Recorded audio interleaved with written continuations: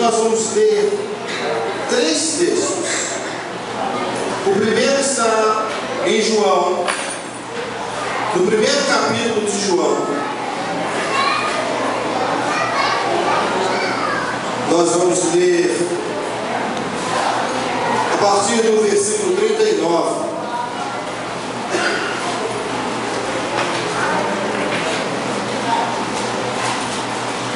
Abra aí primeiro, João capítulo 1, versículo 39. O segundo texto, eu queria pedir que nós fôssemos, deixe marcado aí João, tá? E aí você vai lá para Lucas 5. Lucas capítulo 5. Você vai voltar um pouquinho e vai encontrar Lucas 5 e vai marcar também Lucas 5. E depois nós vamos para João capítulo 21. É o finalzinho, nós vamos quase para o primeiro capítulo e para o último de João.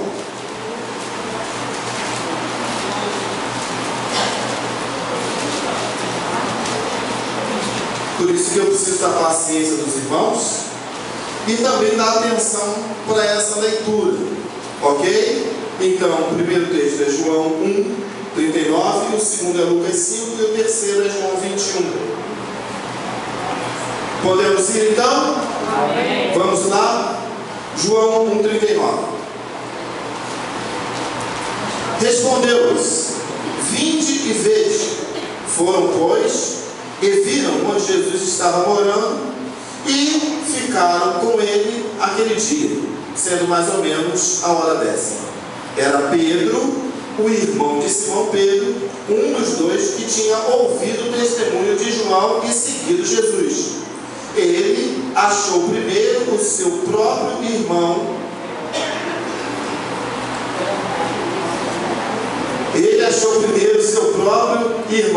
Simão, a quem disse: achamos o Mestre, o Messias, que quer dizer Cristo, e o levou a Jesus. Olhando Jesus para ele, disse: tu és Simão, o filho de João, tu serás chamado Cefas, que quer dizer Pedro. Vamos para Lucas 5. Aconteceu que, ao apertá-lo a multidão para ouvir a palavra de Deus, estava ele junto ao lago de Genezaré e viu 2 barcos junto à praia do lago, mas os pescadores, havendo desembarcado, lavavam as redes. Entrando em um dos barcos, que era o de Simão, pediu-lhe que o afastasse um pouco da praia, e assentando-se ensinava do barco as multidões. Quando acabou de falar, disse a Simão: faze-te ao largo e lançai as vossas redes para pescar. Respondeu-lhe Simão: mestre, havendo trabalhado toda a noite, nada apanhamos, mas sob a tua palavra lançarei as redes.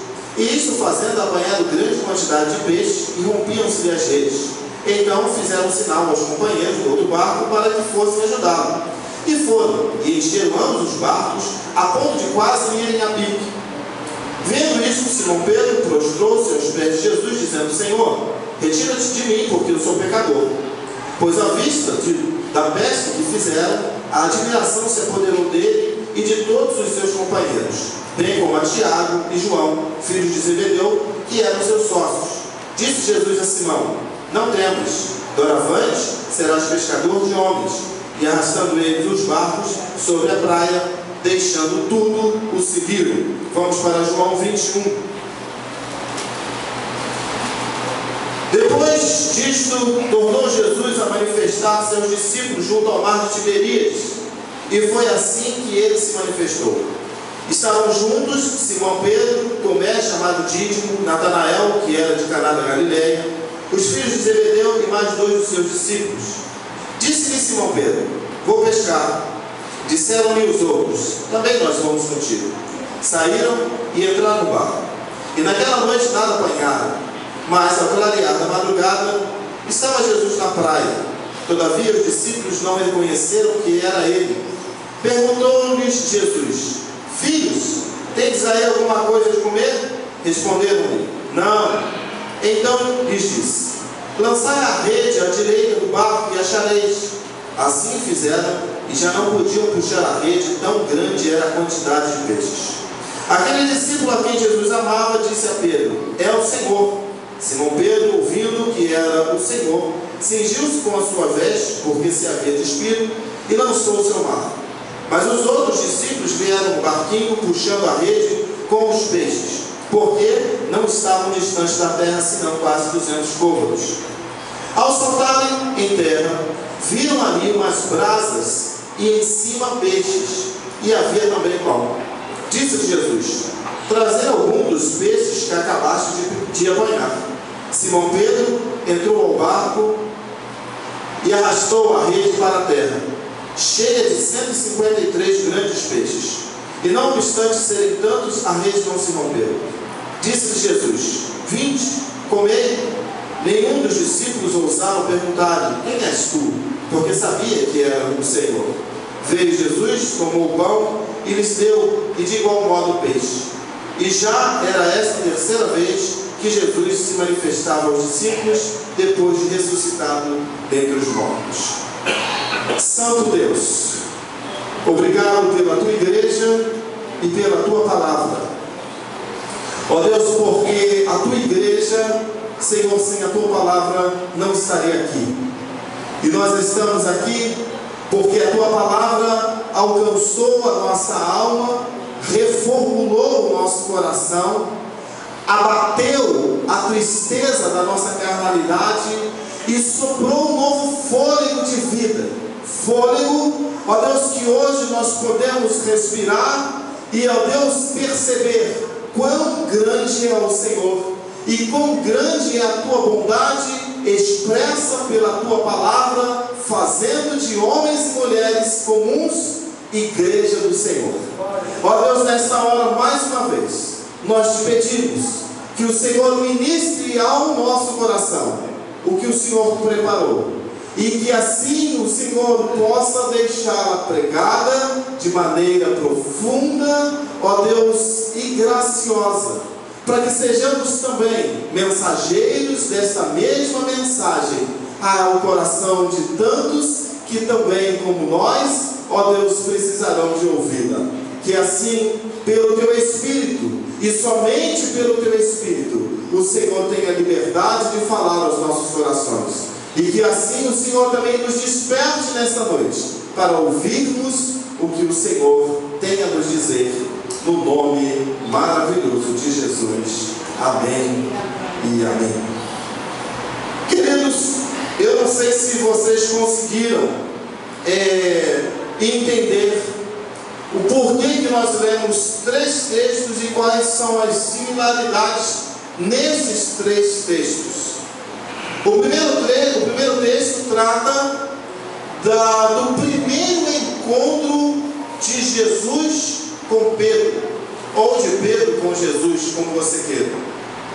Nesse primeiro encontro, seu irmão leva Pedro até Jesus e apresenta Jesus para ele, e naquele imediato momento, Jesus olha para Pedro e já muda o nome dele. A Bíblia diz, lá em Apocalipse, que no céu nós teremos um outro nome, que existe uma pedrinha branca com o nosso nome escrito, e o nosso nome parece que não vai ser esse nome que nós temos aqui na terra. Eu acredito que assim como na palavra de Deus, se a gente olhar para o Antigo Testamento, a gente vai perceber que há uma similaridade muito grande entre o nome da pessoa e o ofício que ela desempenhou para o Senhor. Então, assim, a gente entende que no céu nós vamos ter um nome que corresponda às nossas obras, à nossa fé, ao nosso envolvimento com o reino de Deus aqui na terra. A uns nós serão chamados de pregadores, outros serão chamados de bem-aventurados, outros de felizes, outros de anunciadores. Eu não sei bem se nós poderíamos dizer assim, mas o que a Bíblia diz é que nós vamos ter um novo nome. Por quê? Porque esse nome ele identifica parte também daquilo que nós somos como pessoas comuns. Mas no reino de Deus nós vamos viver para a glória de Deus e com uma nova vida, uma vida eterna. E Jesus, entendendo que Pedro, Simão, precisava de um nome diferenciado, deu a ele o nome de pedra. Chamou pedra, Petros, no grego Petros, no hebraico Cefas, e em português Pedro. Ele não podia se chamar pedra, porque pedra é um nome feminino, então transliterou para Pedro. Com que intenção? De fazer com que Pedro já entendesse que ele seria uma rocha, que ele seria alguém que realmente representaria com firmeza o reino de Deus, alguém que seria duro na queda, que não se deixaria ser levado pelas ondas da vida. Só que o que acontece? Esse texto foi o primeiro encontro de Jesus com Pedro. Pedro, ele voltou para a sua vida comum. Preste atenção. Jesus encontrou com ele. João relata apenas essa conversa. Pode ter havido outras conversas com Jesus e Pedro nesse momento, mas João só mostra essa conversa. E se Pedro teve o seu nome mudado, é porque eles tiveram uma certa profundidade de relacionamento naquele primeiro momento. Mas Pedro volta para a sua vida comum. Alguns discípulos permaneceram com Jesus, outros não. Tanto que a gente foi para Lucas capítulo 5, que é depois de João capítulo 1, e encontra Pedro pescando. Ele estava ali fazendo novamente a sua vontade, estava pescando. E Jesus então, como que uma cristocidência, prega numa área, no mar, no lago, em que Pedro estava acabando de chegar e estava limpando as redes. E Jesus pede um barquinho emprestado para que ele entrasse um pouquinho para dentro do mar, para que a voz dele tivesse um eco maior e as pessoas pudessem ouvir. Ok, depois de ter terminado aquela mensagem maravilhosa, ele pede para que eles entrassem um pouco para dentro do mar. E aí, que eles jogassem a rede novamente. E aí Pedro falou: mas Senhor, nós pescamos a noite toda e não apanhamos nada, mas sobre a tua palavra nós lançaremos a rede. E lançaram a rede veio muito pesada, a ponto de ter que chamar outro camarada que estava lá na praia, com um barco, para vir ajudar a tirar aquela rede de dentro do mar, de tamanha era a quantidade de peixes que eles tinham pego. E aí, Pedro fica assustado, se prostra, reconhece que Jesus era o Senhor, por aquele milagre, se prostra e fala: Senhor, ai de mim, se afaste de mim, porque eu sou pecador. Mais ou menos como Isaías, né? Quando viu a glória de Deus, ele disse: ai Senhor, porque eu vou obedecendo, porque eu sou um homem de lábios impuros e habito no meio de um povo de impuros lábios, e os meus olhos viram o Senhor. E aí então Pedro teve mais ou menos essa atitude. E aí Jesus disse: olha Pedro, fica tranquilo, porque a partir de hoje eu vou te fazer pescador de homens. E eles vão até a praia, abandonam os peixes, os barcos e seguem atrás de Jesus. 3 anos se passaram. Pedro andando com Jesus, comendo com Jesus, conhecendo a Jesus, vendo a Jesus, entendendo o propósito de Deus com Jesus. Pedro vendo Lázaro sendo ressuscitado, Pedro vendo o paralítico sendo liberto, o paralítico sendo curado, o endemoniado sendo liberto, Pedro vendo Jesus perdoando pecados, Pedro vendo Jesus em contrito com os judeus, os fariseus, os escribas, Pedro acompanhando durante 3 anos tudo isso de uma maneira assim muito perto. Pedro também alertado por Jesus: Pedro, atenta-te o teu coração, porque você vai me negar. Ele: de jeito nenhum, de jeito nenhum. E a gente conhece bem a vida desse sujeito, a gente sabe bem, né? Acho que talvez um dos discípulos mais ditos é Pedro, e dos 12, né? Porque Paulo com certeza é mais dito do que Pedro. Mas acho que Pedro tem, por ele ser uma pessoa muito impetuosa, ele ganha um lugar de destaque entre os demais discípulos, e até mesmo por conta do que Deus fez através da igreja de Atos, através de Pedro na igreja de Atos. E aí então, a gente sabe que esse homem é alguém conhecedor profundo. Jesus morre, Pedro corre para dentro da tumba, os lenços não estão ali, encontra com o anjo.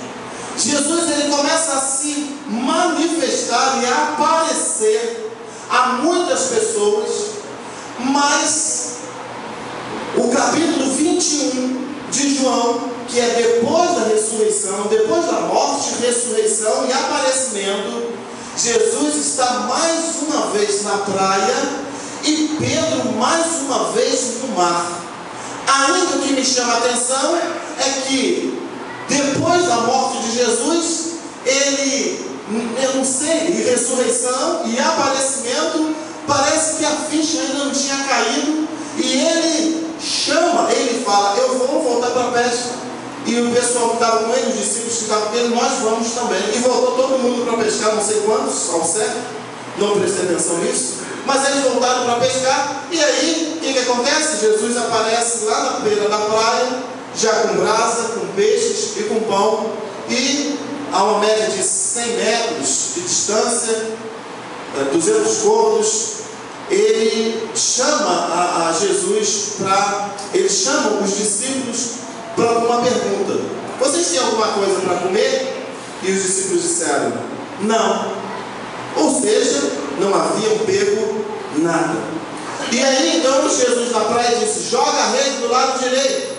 E eles jogaram a rede do lado direito, e aí 153 grandes peixes vieram na sua rede, e Pedro então entendeu. João disse: olha, é o mestre. E Pedro então se vestiu, mergulhou para ir mais depressa, e quando todos chegaram lá, Jesus estava esperando a eles, e Jesus deu pão, Jesus deu peixe, Jesus pediu para que eles trouxessem um pouco dos peixes que eles tinham apanhado também. E amados, o que me chamou a atenção nesses 3 textos foi uma coisa que tem me chamado a atenção na minha vida, na vida de vocês, na vida das pessoas, tanto as que são crentes quanto as que não são crentes, que é fazer a minha vontade. Se nós pudéssemos dar um título a essa mensagem, nós poderíamos dizer: fazendo a vontade de Deus, ou por que demoramos tanto a perceber a vontade de Deus, ou a vontade de Deus é a nossa vida. Mas se a gente parar e analisar essas 3 etapas na vida de Pedro, a gente vai perceber que desde o início Pedro tinha motivos de sobra para não abrir mão da vontade de Deus. O primeiro momento de Pedro com Jesus foi a troca do seu nome, e que nós podemos já assimilar ao quê? A uma motivação para um caráter diferenciado. Talvez Pedro, naquele primeiro momento, ele já recebeu de Deus uma cura profunda na sua alma, e isso não lhe manteve para fazer a vontade de Deus. Ele voltou a fazer a sua vontade. No segundo momento, a gente encontra Jesus fazendo um milagre muito grande, através de uma noite que não havia pego nada, e Jesus então mostra para eles quem ele era, o que o Filho de Deus veio para fazer, e convida eles para que eles estivessem participando. Ou seja, Jesus convida eles para mais uma vez fazerem a vontade dele. E eles então, durante 3 anos, e aí eu quero me referir a Pedro, durante 3 anos Pedro esteve ali entre fazer a vontade do Pai e fazer a vontade dele. Por quê? Porque a gente sabe que Pedro cortou a orelha de Malco, a gente sabe que Pedro negou a Jesus por 3 vezes, a gente sabe que Pedro, ora, foi usado por Deus para falar que Jesus era o Cristo, o Filho de Deus, mas ora, daqui a pouco falou que Jesus não ia ser crucificado e que isso não ia acontecer. Enfim, a gente percebe num Pedro uma vontade muito aflorada, a vontade do próprio Pedro acontecendo de uma maneira assim muito expressa. E aí eu digo do próprio Pedro, vírgula, viu, irmãos? Porque a gente vai entrar numa outra questão aqui, que a gente vai entender que nós temos somente 2 vontades. Mas, aonde Aonde é que eu percebo? É que pela segunda vez e pela a exaustão da ação de Pedro com Jesus e de Jesus em Pedro, Pedro pela terceira vez, depois da morte e ressurreição e provas cabíveis de que Jesus estava ressurreto, vivo, Pedro abre mão da vontade de Deus para fazer novamente a sua vontade. E queridos, essa é uma preocupação muito grande acerca de que vontade nós estamos fazendo. Que vontade? Esse texto, esse primeiro tópico que eu coloquei, tópico, título, por que demoramos tanto para entender a vontade de Deus? É porque às vezes nós estamos tão envolvidos com a nossa vida, com aquilo que é comum ao homem, que nós vamos perdendo um pouco a noção da grandeza do reino de Deus e da sua vontade.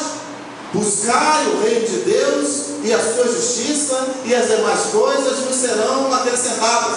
O que é o reino de Deus e a sua justiça? É a vontade do próprio Deus. E aí nós vamos caminhando a vida cristã, tendo, se fazer a vontade de Deus, um avanço significativo em prazer, em alegria, em santidade, em obediência, em benefícios, em bem-aventuranças. Mas se não fazer a vontade de Deus, nós vamos tendo uma degeneração muito rápida daquilo que nós deveríamos ser e na verdade não estamos sendo. Então, talvez falar acerca da vontade de Deus estaria chamando você para uma análise mais profunda do que você está fazendo para Deus. Talvez seria isso.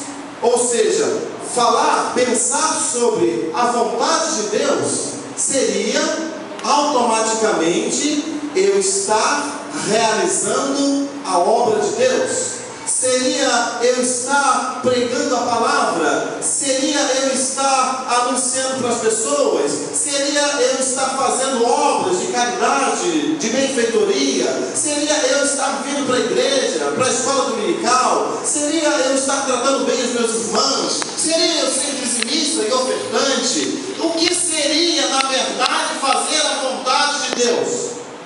E aí, queridos, a resposta para essa pergunta, ela é muito individual. Essa é a primeira coisa que a gente tem que pensar. A vontade de Deus para o seu Severino, ela é diferente da vontade de Deus para Jacilene. São duas pessoas diferentes, mas que Deus os escolheu para propósitos diferentes, que glorifiquem ao nome dele que está no céu. E aí, tudo vai depender, sabe do quê? Da história do seu Severino e da história da Jacilene. Desde a barriga em que ambos foram gerados, desde a família em que ambos nasceram, desde os propósitos que Deus veio desenvolvendo através de todos os dias da vida de ambos, Deus foi escrevendo uma história perfeita para que culminasse na vontade plena dele sobre a vida de ambos. E com isso, eu quero dizer para vocês o seguinte, irmãos. Eu estou falando para pessoas que pensam, viu? Para pessoas inteligentes. Então você precisa de botar a máquina para funcionar, senão você não vai conseguir me acompanhar. Se ambos estão envolvidos na obra de Deus, a gente pode entender que eles estão fazendo a vontade de Deus. Só que a vontade de Deus, ela não se resume na sua obra. A vontade de Deus, o reino de Deus, é muito mais do que apenas uma questão de serviço, mas é uma questão de relacionamento com Deus, com o próximo e comigo mesmo. Fazer a vontade de Deus é eu entender que eu preciso de abrir mão de coisas que são comuns a mim, mas que são um empecilho para que a vontade de Deus se cumpra na minha vida. E aí a gente começa a entrar numa batalha dura. Por quê? Porque o mundo, ele está diariamente, exaustivamente, nos soprando a sua vontade. A nossa carne, por sua vez, ela está ansiosa, desejosa, apetitosa, com água na boca, de fazer a vontade do mundo. E aí então há essa grande batalha: que vontade eu devo fazer? E a batalha se intensifica ainda mais quando eu não conheço bem qual é a vontade de Deus para a minha vida. Por quê? Porque a vontade do pecado a gente sabe bem demais, não sabe? É mais fácil a gente dizer para Deus qual é a nossa maior tentação, a nossa área mais frágil, do que dizer para Deus qual é a nossa vocação ministerial. Não é? É, lógico. Por quê? Porque o pecado é aqui, ó. Igual o coração lá dentro, não para. Toda hora ele está aqui nessa atitude exaustiva de fazer a gente buscar essa vontade. E aí, queridos, a gente chega a uma conclusão perfeita: o homem é dotado apenas de duas vontades, a de Deus e a do diabo. Pastor, não dá para eu ter a minha vontade, não? Não dá. Olha só, Jesus disse assim: ou você há de agradar a um Senhor e aborrecer o outro, ou há de aborrecer a um e agradar ao outro. Esses dois senhores, para a nossa feliz e infelicidade, eles brigam aqui dentro. Que senhores são esses? Deus, com o seu senhorio, alcançando o cérebro da nossa mente, da nossa razão, e o diabo com a nossa carne, tentando de todas as formas continuar ludibriando-nos para que a gente não viva o reino de Deus, mas sim a vontade da nossa carne. E não dá para dissimilar, separar a vontade da carne com a vontade do diabo. Não dá. Por quê? Porque elas são as mesmas vontades. Ou melhor, ela é a mesma vontade. Então, a primeira coisa que a gente precisa de entender é: existe uma guerra dentro de mim sobre vontade. Vamos lembrar um pouco o que Paulo disse aos Romanos no capítulo 12? Vamos lá? Para que a gente também possa melhorar a nossa... Romanos capítulo 12, o versículo 1, a gente sabe: rogo-vos, pois, irmãos, que apresenteis o vosso corpo como sacrifício vivo, santo e agradável a Deus, que é o vosso culto racional. E o versículo 2: e não vos conformeis com este mundo, mas transformai-vos pela renovação da vossa mente. Agora preste atenção, para que experimenteis qual seja boa, perfeita e agradável vontade de Deus. Vontade de Deus. Vontade de Deus. Olha só, a vontade de Deus é boa, é perfeita e é agradável. Isso é imutável, não muda jamais. Essa é a vontade de Deus para mim e para você. Então a vontade de Deus, ela é boa, ela é boa. Ela é perfeita, ela é perfeita. E ela é agradável, ela é agradável. Mas eu preciso, para que eu possa experimentá-la, eu preciso de ter um padrãozinho, que é transformar a minha mente pela renovação do entendimento. Primeiro, que é não me conformar com as coisas do mundo, com a vontade do mundo, mas transformai-vos pela renovação da vossa mente. Que renovação que é essa? Quando aceitamos a Cristo, o Espírito de Deus veio habitar em nós. Automaticamente nós começamos a ouvir a palavra, e a palavra começou a criar raízes dentro do nosso interior. João 17,17 diz: santifica-os na palavra, a tua verdade é a tua palavra é a verdade. santifica-os, pois, na verdade. Tua palavra é a verdade. Ou seja, a santidade de Deus, a vida de Deus, ela entra dentro da nossa vida através do conhecimento da palavra. Nós vamos lendo a palavra, vamos ouvindo a palavra, vamos tendo experiências com a palavra, e a santidade do Senhor vai entrando dentro da nossa vida. Transformar o nosso entendimento é exatamente pegar o que nós entendemos da palavra e trazer à tona, para que quando eu tiver a opção de fazer uma ou outra vontade, eu vou optar pela vontade de Deus, porque eu sei que ela é boa, perfeita e agradável, e é uma vontade que santifica a minha vida. Então, a gente já começa a entender uma coisa muito importante, que nós estamos numa batalha, que Pedro estava numa batalha, que Pedro precisou de se envolver de uma maneira muito profunda e por 3 vezes para conseguir colocar os seus pezinhos no chão e realizar a vontade de Deus sobre a sua vida. E aí, quando a gente chega no Pentecostes e a gente olha para a vida de Pedro e a gente percebe quantas ações Deus fez através daquele homem, nós vamos entendendo que tudo começou quando ele escolheu por fazer a vontade de Deus. Mas teve 2 textos aqui que me chamam muita atenção, que foram significativos para a vida de Pedro. O último texto fala que quando Pedro ouviu que era Jesus, ele se vestiu, mergulhou e foi encontrar com Jesus. Irmãos,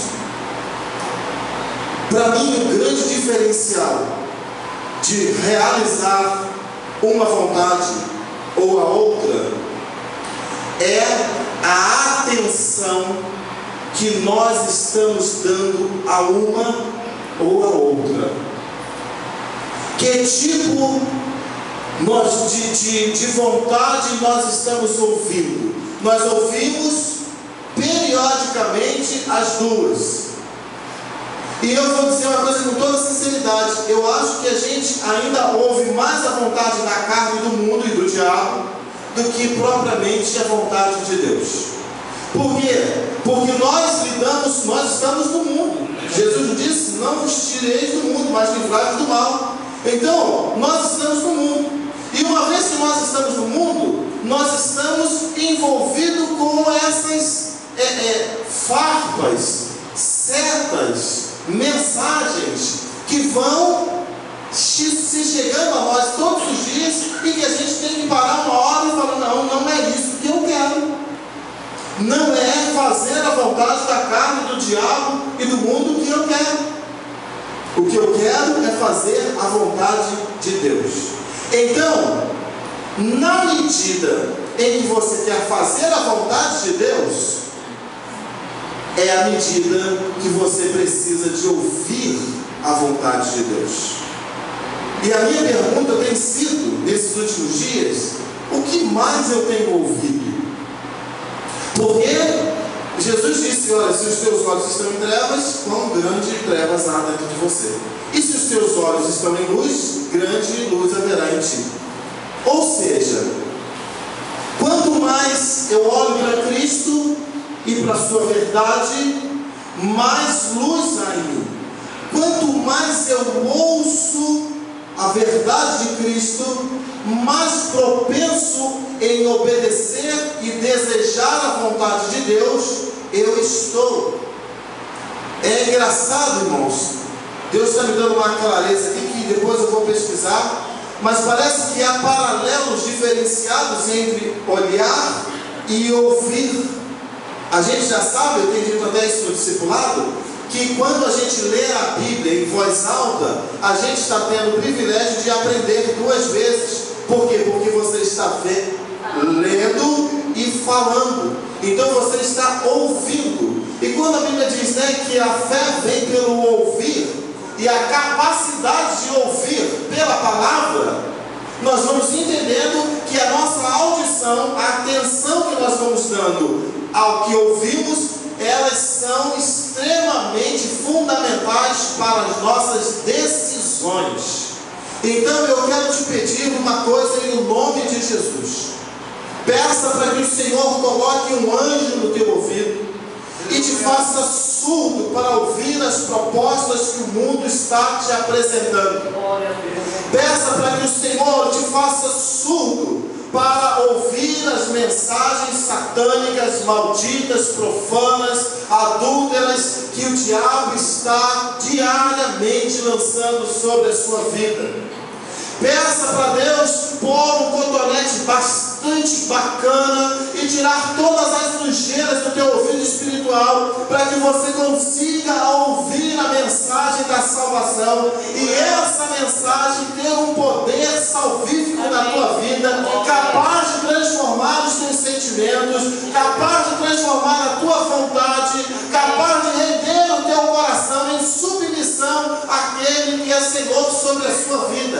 Peça insistentemente ao Senhor. Por quê? Porque o que eu entendo é que a habilidade que Deus deu a Pedro foi a capacidade de ouvir. E quando ele ouviu, tanto na primeira quanto na segunda vez, na verdade, nas duas vezes no mar, ele se dispôs de imediato ele se dispôs a um posicionamento. E fazer a vontade de Deus, irmãos, começa por aí, uma posição. Eu quero tomar uma posição. Senhor, eu quero fazer a tua vontade. Eu ainda não a conheço de uma maneira tremenda, mas eu já sei que o Senhor não quer que eu peque, eu sei que o Senhor quer que eu trate bem as pessoas, eu sei que o Senhor quer que eu ore, eu sei que o Senhor quer que eu me empenhe em ler a palavra, eu sei que o Senhor quer que eu venha à igreja, que eu me relacione com os meus irmãos, eu sei que o Senhor quer que eu faça coisas que glorifiquem o teu nome na face da terra. Uma vez perguntado até para a missionária Rosana esse testemunho dela, ela não gosta que eu conte o testemunho dela não, mas ela não está aqui, então eu vou contar o testemunho dela. Ela falou assim: você não tem testemunho para contar não? Para de contar meus testemunhos. Mas uma vez me disseram para ela o seguinte: ela estava lá no seminário e várias pessoas com chamado para a África, chamado para a China, chamado para vários lugares do mundo, do Brasil, com índio, enfim. E um dia virado para ela e perguntando: e você tem chamado para quê? E ela tinha vergonha de dizer que ela não tinha chamado específico para uma área longe. E ela então disse um dia, ela orando e falando isso para Deus, e aí alguém chegou para ela e disse: e você tem chamado para quê? E ela disse: eu tenho chamado para servir a Deus. E olha que bênção que ela é. Eu fico impressionado. Agora eu descobri, irmãos, a missionária Rosane é boa com crianças, é boa com adolescentes, é boa com jovens, é boa com adultos e é boa com terceira idade. Está lá, num amor com o pai dela que eu nunca vi igual. Eu falei: vamos montar uma clínica então, geriátrica, porque eu nunca vi. Tem que ser de maternal a terceira idade. Por que, irmãos? Pela capacidade que Deus deu a ela de ser útil ao reino dele, sem um chamado específico, sem uma área, sem uma localização, sem um ministério específico para a realização de alguma coisa. Mas ela entendeu uma coisa, que o chamado dela era de servir ao Senhor, e ela tem feito isso com alegria, com apreço, e tem sido um instrumento abençoador nas nossas vidas. Então, às vezes, nós não sabemos em que área, de que forma, quando, em que país, quando é que o Senhor vai me levar para o outro lado do mundo. Eu acho que essas coisas, irmãos, são interessantes, sim, mas elas não são primordiais. Primordial é você entender: Deus tem uma vontade na minha vida, e a vontade de Deus é que eu seja um filho abençoado. A vontade de Deus é que Ele tenha prazer na minha vida. A vontade dele é que eu me sinta feliz ao lado dele e ele feliz ao meu lado. Essa é a vontade de Deus. A vontade de Deus é que eu esteja dedicado em caminhar com Ele, e que eu me sinta bem com isso. E aí a gente vai caminhando e a vontade de Deus se cumprindo sobre a nossa vida, mas sempre atentos. Eu estou com meus ouvidos fechados. Eu não quero ouvir baboseira. Eu não quero ouvir opinião do inferno. Eu não quero ouvir nada sobre vontades que são malignas. Eu não quero ouvir. Não ouça. Se alguém vier dizer para você alguma coisa que você sabe que é vontade do cão, diga: meu amigo, com muita educação para você não magoar. Está repreendido em nome de Jesus. A pessoa vai levar um susto, né? Porque você disse com tanta educação, mas depois largou uma palavra tão poderosa sobre essa. Mas, irmãos, às vezes as pessoas elas também têm que entender com quem elas estão lidando. E nós precisamos de fazer elas entenderem com quem elas estão lidando. E aí é tratar com amor, com carinho, mas é nos posicionar. Sabe por quê, irmãos? Porque se a gente fica ouvindo a baboseira, amanhã eles estão de novo para falar a baboseira no seu ouvido. E se você ouvir e dar um risinho, depois da manhã eles vão voltar e vão falar a mesma baboseira. E daqui a pouco tu está falando baboseira igualzinho a eles. Por quê? Porque você ficou ouvindo a vontade do mundo. Ouça a vontade de Deus. Se dedique em ouvir a vontade de Deus. Abra o seu coração. Ouça a palavra de Deus e deixe ela dirigir você por onde quer que o Senhor quiser te levar.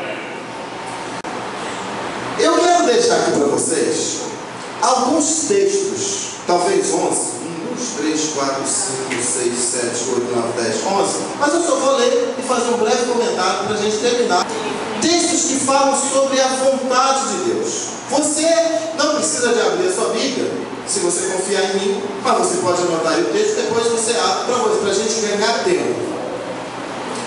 Em Mateus 7:21, diz assim: nem todo que diz Senhor, Senhor, entrará no reino dos céus, mas aquele que faz a vontade de meu Pai que estás nos céus. Entendeu o mistério aqui?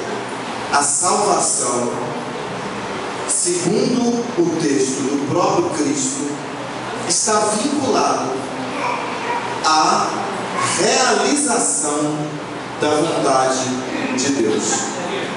Se você aceitou a Jesus, foi pela vontade de Deus.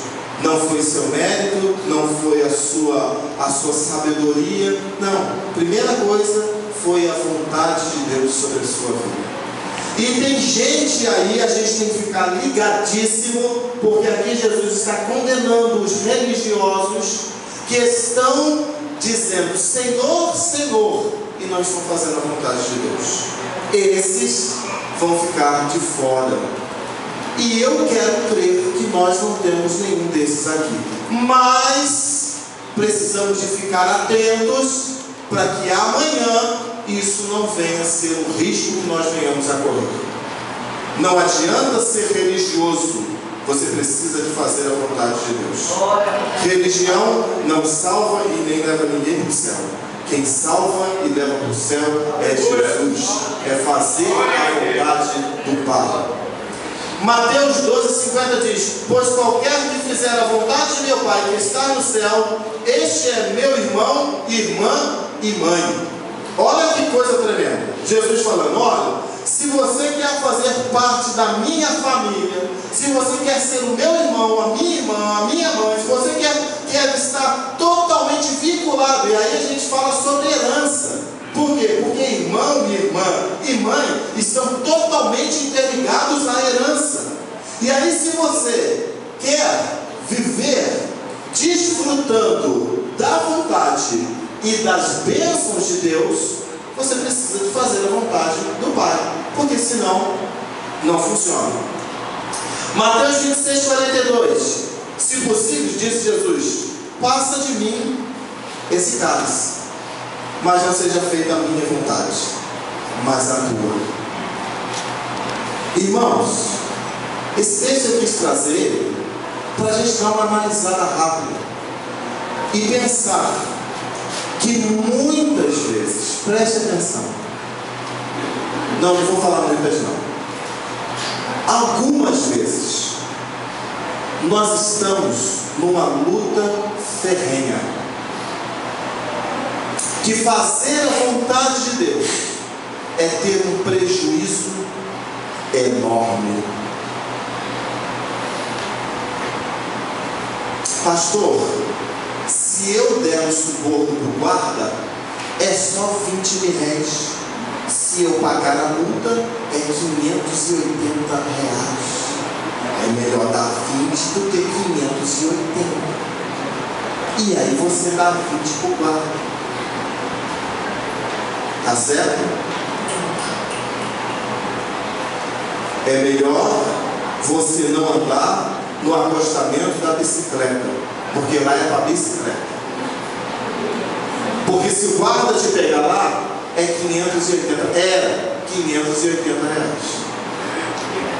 Por que eu sei? Não foi eu que levei, não.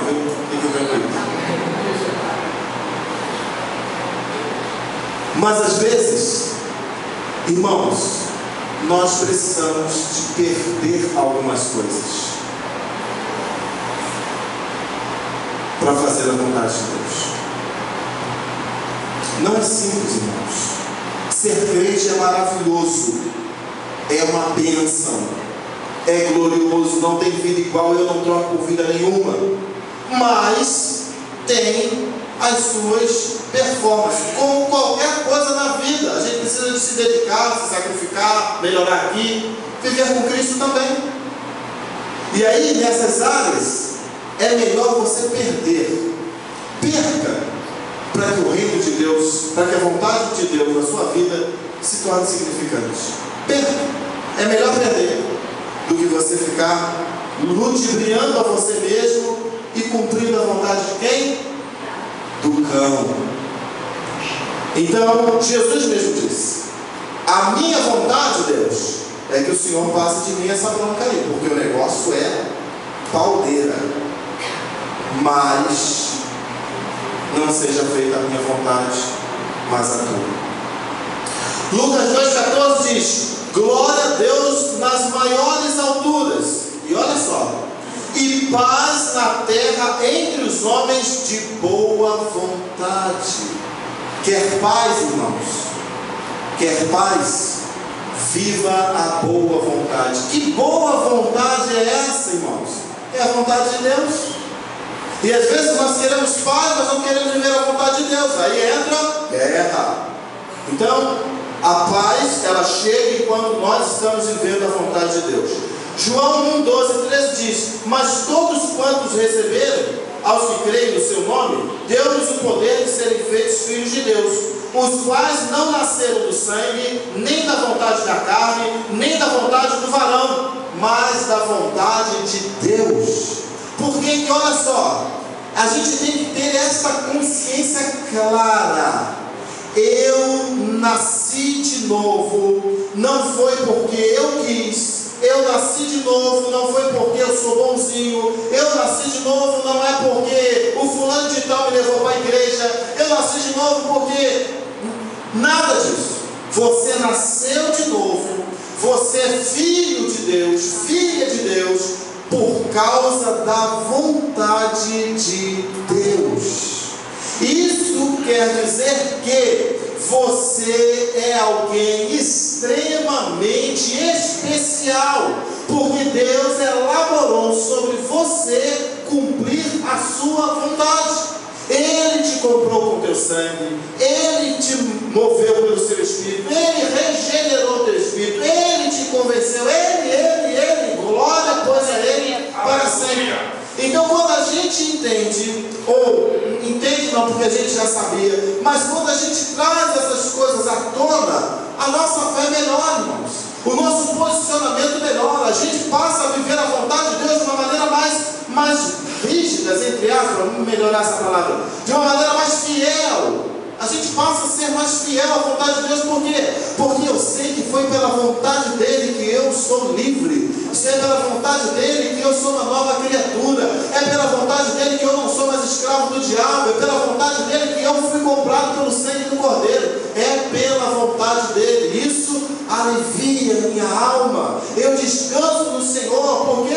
Porque sobre a vontade dEle ninguém pode redarguir, ninguém pode se levantar, ninguém pode opor, ninguém pode ir contra. Quem recalcitrou contra os aguilhões de Deus e teve paz? Já parou para pensar nisso? A vontade de Deus sobre você é plena. E eu e você precisamos de guardar isso no nosso coração e não nos deixar ser contaminados pela vontade do mundo, que é nos tirar da presença de Deus. João 4,34 diz: disse-lhe Jesus: a minha comida é fazer a vontade daquele que me enviou e completar a sua obra. Fazer a vontade do Pai, irmãos, para a gente tem que ser exatamente como foi para Jesus: um alimento. Eu queria muito, irmãos, muito, queria eu poder controlar a mentezinha de vocês num zap zap. A gente podia ter um zap zap na mente, né? E aí eu ia amanhã cedinho acordar e botar na cabecinha de vocês a vontade de Deus em primeiro lugar. E depois, por volta de 15 minutos depois, eu ia botar outra mensagenzinha: não se esqueça de fazer a vontade de Deus. 15 minutos depois, eu ia dizer: a vontade de Deus é a melhor coisa para a sua vida. E eu ia passar de 15 em 15 minutos, durante todos os anos da sua vida, dizendo exatamente sobre a vontade de Deus. Mas eu não posso fazer isso. Mas eu rogo a você, imploro a você, que você crie um método. Escreva na porta da sua geladeira. Pegue um pincel anatômico e escreva na sua parede: a vontade de Deus. Pegue um piloto e escreva lá no seu quadro: a vontade de Deus. Pegue lá um colorzinho, como é que você chama? Um spray, e pinte lá no seu muro: a vontade de Deus. Para que todas as vezes, só não tatue a vontade de Deus no seu corpo, porque ainda não deu para chegar aí não, tá? Então nada de tatuagem por enquanto.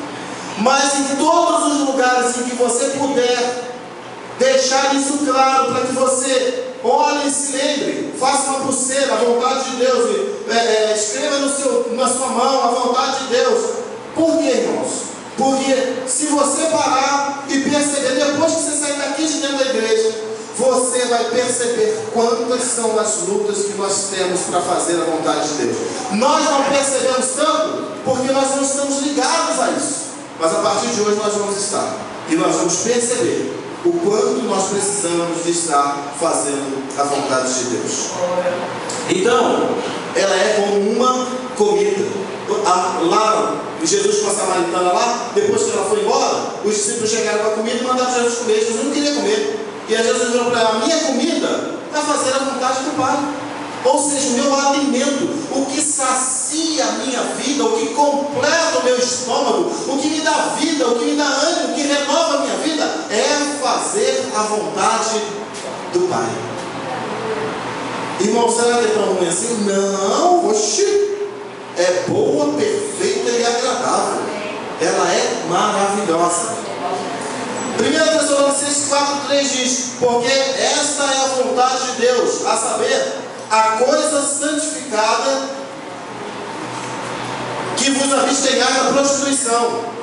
Eu escrevi aqui, então, mas 1 Tessalonicenses 4,3. Ele traz a questão do quê? De que a vontade de Deus é que nós vivamos uma vida santa e abramos mão da questão da prostituição. Por quê? Porque fazendo a vontade de Deus, automaticamente essas coisas elas vão se afastando da gente. E a gente vai vivendo cada dia mais livres. Porque isso também é uma escravidão, irmãos. A prostituição, a lascívia, a imoralidade, a fornicação, o adultério, isso é escravidão. E como é que a gente se liberta dessas coisas? Fazendo a vontade de Deus, trocando. É uma troca, você deixa a porcaria e vive com o que é maravilhoso. 1 Tessalonicenses 5,18: em tudo dá graças, pois esta é a vontade de Deus para conosco. Olha que bacana. Está difícil? Dá graça. Está passando pela prova? Dá graça. Está recebendo um favor? Dá graça. Está fazendo um favor? Dá graça. Dá graça. Dá graça. Dar graça é: Senhor, eu te agradeço, eu te louvo, eu exalto o teu nome, eu sou grato a ti. Esse é o sentido de dar graça. Em todo tempo. Por quê? Porque essa é a vontade de Deus para conosco, que em todo tempo demos graça. 1 Pedro 2,15: porque assim é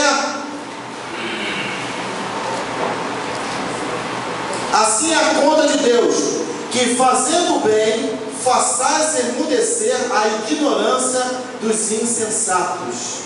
Porque assim é a vontade de Deus, que fazendo o bem, façais emudecer a ignorância dos insensatos. A vontade de Deus é que você faça o bem. Faça o bem. Faça o bem sem querer ver a quem. E as pessoas que não têm conhecimento de Cristo, que são os insensatos, os ignorantes, eles vão sendo alcançados pela vontade de Deus através da sua vida. E o Senhor sabe recompensar muito bem aqueles que trabalham para Ele. 1 Pedro 4,19. Portanto, os que sofrem segundo a vontade de Deus, confiem as suas almas ao fiel Criador,